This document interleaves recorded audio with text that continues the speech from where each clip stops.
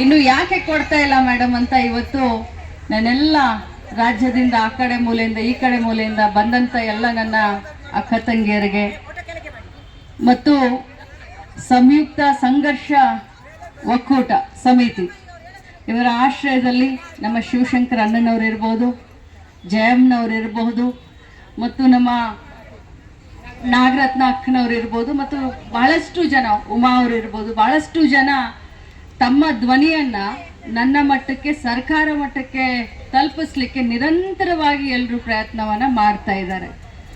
ನಾನು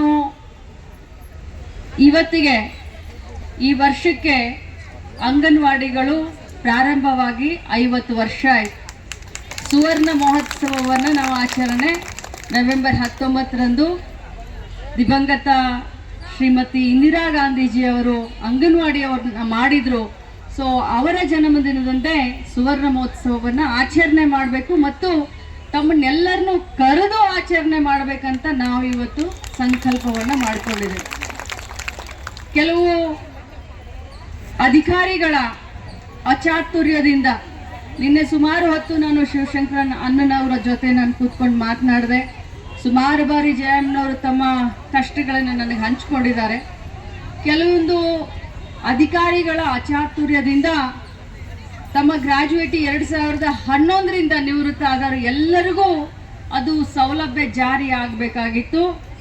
ಆದರೆ 23ರಿಂದ ಅದು ಜಾರಿಯಾಗಿದ್ದು ನನಗೂ ಅನಿಸುತ್ತೆ ಅದು ತಪ್ಪಾಗಿದೆ ಅಂತ ನನಗೂ ಕೂಡ ಮನವರಿಕೆ ಆಗಿದೆ. ನಾನು ಆದಷ್ಟು ಬೇಗ ಇದನ್ನ ಸರಿ ಮಾಡಲಿಕ್ಕೆ, ತಿದ್ದಲಿಕ್ಕೆ ನಾನು ಪ್ರಯತ್ನ ಮಾಡ್ತೀನಿ. ತಾವು ತಮ್ಮ ಧ್ವನಿಯನ್ನು ಇಲ್ಲಿ ನಮಗೆ ಮುಟ್ಟಿಸ್ಬೇಕಂತೆಲ್ಲ ಬಂದಿದ್ದೀರಾ. ಆದರೆ ನಾನು ನಿಮಗೆ ಪದೇ ಪದೇ ನೀವು ಇಲ್ಲಿ ಕೂತ್ಕೊಂಡಾಗ ನಾನು ಬಂದು ನಾನು ಮಾಡ್ತೀನಿ ಅಂತ ಪದೇ ಪದೇ ಹೇಳ್ತಾ ಇದ್ದೀನಿ.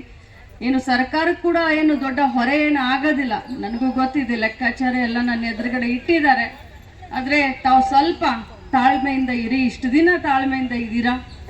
11ರಿಂದ 22ರವರೆಗೆ ಅದೇನಿದೆ, ಎಷ್ಟು ಜನ ಇದ್ದಾರೆ ಅನ್ನೋದೆಲ್ಲ ನನಗೆ ಕಲ್ಪನೆ ಇದೆ.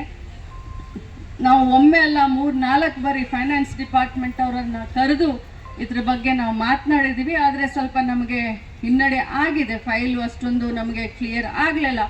ಬಟ್ ನಾನು ಹಿನ್ನಡೆ ಆಗಿದೆ ಅಂತ ಸುಮ್ಮನೆ ಕೂರೋಳು ಅಲ್ಲ. ಮತ್ತೆ ಈ ಕಾರ್ಯಕ್ರಮವನ್ನು ಮುಗಿಸ್ಕೊಂಡ ತಕ್ಷಣ ನಾನು ಒಮ್ಮೆ ಇಲ್ಲಿ ಭಾಷೆ ಕೊಟ್ಟಿದ್ದೆ. ನಿನ್ನೆ ನನಗೆ ನೆನಪು ಮಾಡಿದ್ರು, CM ಅವ್ರ ಹತ್ರ ಒಂದು ಟೈಮ್ ತಗೊಳ್ತೀನಿ ಅಂತ ಹೇಳಿದ್ರಿ ಮೇಡಮ್ ಅಂತ. ಸೊ CM ಅವ್ರ ಹತ್ರ ಟೈಮ್ ಆದರೂ ತಗೊಳ್ತೀನಿ, ಇಲ್ಲ ಅಂತಂದರೆ ಇವ್ರನ್ನಷ್ಟೇ ಕರ್ಕೊಂಡು ಹೋಗಿ ನಾನು ಮಾತಾಡಿ ಫೈನಾನ್ಸ್ ಡಿಪಾರ್ಟ್ಮೆಂಟ್ನಲ್ಲಿ ಇದನ್ನು ಕ್ಲಿಯರ್ ಮಾಡಿಸ್ಕೊಡ್ತೀನಿ ಅನ್ನೋಂಥ ಮಾತನ್ನು ಹೇಳ್ತೀನಿ.